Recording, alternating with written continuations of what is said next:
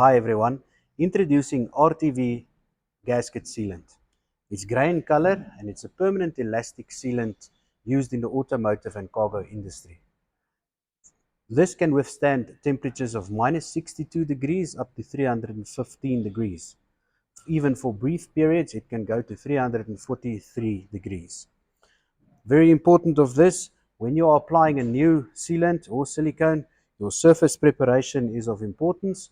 So make sure that every other old piece of silicone or sealant is removed.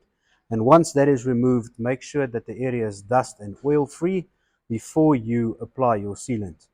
Right, so this sealant needs 30 minutes or so of curing time before you can use the part you are actually sealing.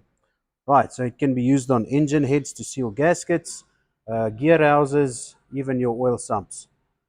Very important of this, we also do a silicone remover, which helps you to remove the old silicone before applying the new one.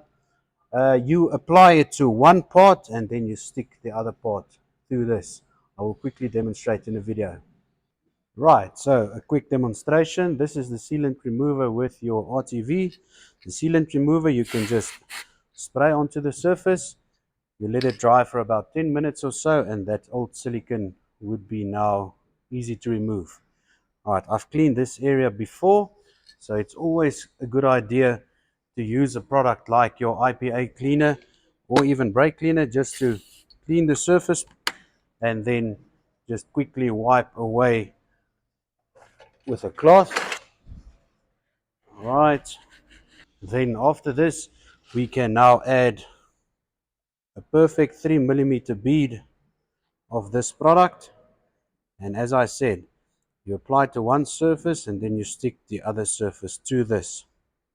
Also important to know, do not use your hand to distribute the silicone or the sealant, as the oil in your hand might contaminate this product and make it fail.